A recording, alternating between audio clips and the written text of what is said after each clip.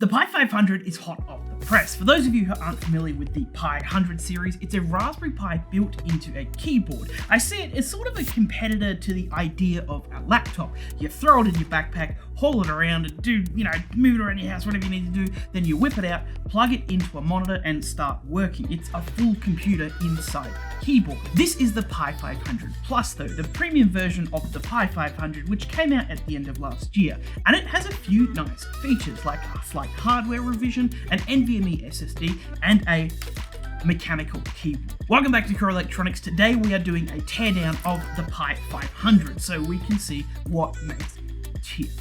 Alrighty, in our box we have a Pi 500, as well as it looks like some tools here. We've got a keycap puller and a spudger doohickey to take this thing apart. First things first, it is pretty solid. The build quality overall feels really good. I'm unable to flex it at all, which was something you could kind of do with the Pi 500s, and I would say it weighs about 606.51 grams, so not super heavy, but definitely has a bit of heft to it. Let's start by taking a look at that mechanical keyboard though, one of the big things about the Pi 500 Plus. We got some nice and low profile keycaps and switches on a compacted 75% keyboard layout, which, Raspberry Pi, that happens to be my favorite size and layout. Let's peel a cap off though and take a look-see to see what is underneath. Underneath, it looks like we have a low-profile Gatoron silver something. I'm going to guess here that's a KS33 in silver or something like that. I do like that it has that sort of box or stability ring around it. I would feel a lot more confident chucking this in my backpack and not worrying about keys breaking off or falling off or whatever. Unfortunately, we're not going to be doing a durability test today though. Unless, of course, we get 1 billion likes and then we'll do a durability test. Alright, what does it sound like though? Let's try and get some nice and clean audio of that. Pretty clicky, very short on the travel and very speedy linear switches. I know there are 1 billion different preferences for keyboards, but this seems pretty nice. Alrighty, let's see that RGB though. I'm going to go ahead and plug it in to see what's up. All we really need is our USB-C power supply, but I'm also going to go ahead and plug in our HDMI and mouse, which is really all we need to operate this thing. I've just gone through and done our first time setup to get to desktop, but the RGB works as long as the keyboard is, powered on with USB-C. I assume this is our RGB hotkey, and we've got a white, we've got brightness control, pretty standard keyboard. We've got a red, we got static RGB, we got rainbow gaming RGB mode. That's really nice. I like that. Pretty standard. And we're back to there. Nice and bright keyboard. It's not really apparent with our giant studio lights beaming down onto it, but I really like the white theme in general, and it just kind of makes everything pop. It's a really clean design. I like it. Now, that power button. From the first time I laid my eyes on this, I was like, oh, I might have a bone to pick with this. I hate laptops with a power button in the corner because you so easily accidentally press it, but unlike a normal Pi 5, no matter how much you press the power button, it doesn't shut down at all, it just brings up the power menu. You have to physically press and hold it to shut down your Pi, so crisis averted. Also, we have our usual Pi desktop experience here. It's pretty much the same as any Raspberry Pi 5 computer experience. It's just all built into your keyboard. Also, the NVMe SSD comes preloaded with PiOS, which is nice. Alrighty, let's shut this down and have a look-see inside of it. On the bottom, we have 5 screws holding everything together, and with a little bit of spudging around the edges, the keyboard came off.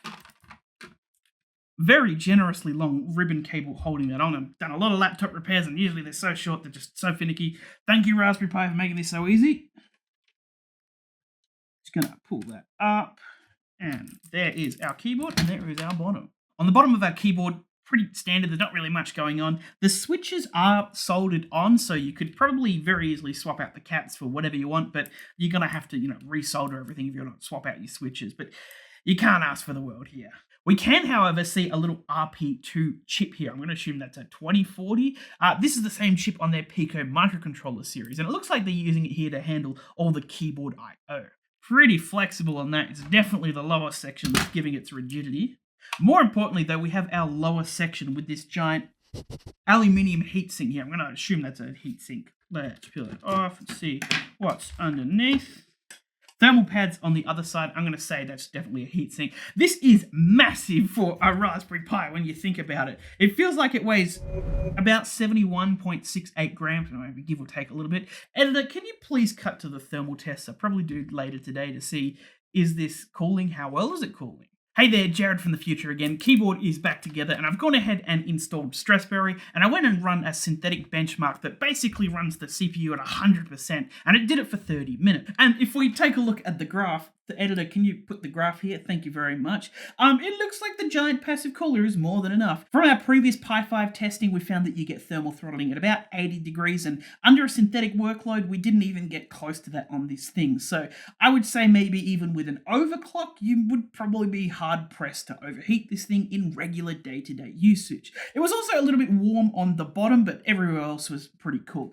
It's more than enough, it does a good job. And at the bottom of all of this, we have our actual single board computer. Honestly, it looks like they've just gotten a Pi 5 and kind of smooshed it out and incorporated an M.2 hat in there with an SSD. It also looks like it's the same PCB as the Pi 500, just with a few extra bits and bobs. We've got our Broadcom chip up there, that's where our CPU, GPU, and whatnot is. And this appears to be the D0 chip revision, the D0 stepping. This is the same that our regular Pi 5 16GB rolls out with. It's a bit more power efficient here and there and just smaller. It's just, you know, it's just a revision of the Pi 5. This also comes with 16GB of RAM, which is above it just there. Now, 16 gigs has kind of become the new minimum standard for desktop computers, but single board computers like the Pi need a lot less just for day-to-day tasks. So this is probably a bit tad extravagant in the RAM department. However, there is a quickly growing list of applications that can utilize this much RAM on a Pi. Vision language models like Moondream, for example, can easily use a good 7GB or so. And if you run any LLM on a Pi, easily chew through this much RAM. We also have here an RPi branded SSD. At the time of writing, they haven't officially released one in this size here. They're usually in the smaller format. If you can put in basically any size you want. Ooh. And it looks like it'll fit any standard NVMe sized SSD. I'm assuming you can bring your own here, but out of the box, it comes with 256GB.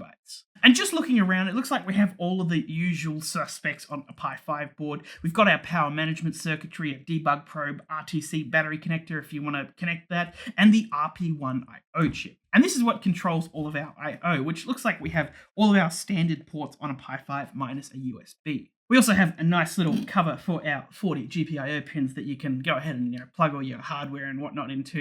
And it also looks like we have an option to boot off our micro SD card here, which is really handy if you ever need to reinstall OS onto that NVMe. Another thing it's missing is those MIPI connectors, which you usually use to connect something like a camera or touchscreen to. I don't think a Pi 100 series board has ever had one though. I think I might be in the minority here, but if it did, this would make for a little killer Cyberdeck starter or something like that. You could just 3D model the bottom panel here, 3D print a new one, put a hinge on it, put your screen on it, put the keyboard on top, and you've got like a nice little starter for a Cyberdeck. No MIPI is not end of the world there. It's still entirely possible to do that through a HDMI touchscreen, and you can plug in a USB camera if you want. I'm just saying, very tempting Cyberdeck project right there. I plugged in the Pi, booted it up, and once it's gotten to the desktop and idle, you can see we're using about 2 watts of power, maybe just a little bit more. This is a little bit lower than what we've typically seen from this D0 stepping, so I don't know if they're just extra power efficient, the Pi 500s, or probably more likely we've just won the silicon lottery here and gotten a really power efficient chip.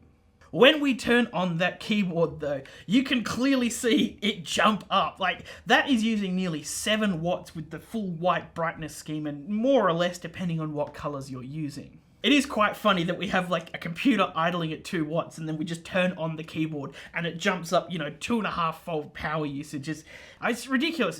It's so power efficient. Well, that about wraps us up here. Overall, pretty nifty little device. When the Pi 5 came out a couple of years ago, one of the things that I really stressed and was really happy to see was that the Pi 5 is fast enough to be a computer for light day-to-day tasks. It can be your daily driver depending on what you're doing. Pi 4, just a little bit too slow for that. Because of that, something like the Pi 500 makes sense. A computer in a keyboard, you bring it, plug it into your monitor in one place and then plug it in somewhere else, and it's like a laptop. It's an alternative to the idea of a laptop. And this is just the nice premium plus version of that Pi 500 idea. It's not everyone's cup of tea, but having something nice like this that's Linux based and Pi flavored to chuck in your bag and go is pretty appealing to me, especially a computer that has, GPIO pins exposed that you can use. A nice little, maker accessory. Let us know what you think below about this thing, or over on our community forums. If you do build a Cyberdeck, please post it in our community forums. I'll go and give you a like up, and I'll rate your cyber deck over there. No, I'm just joking. No, you should definitely do it. Until next time, though, happy making.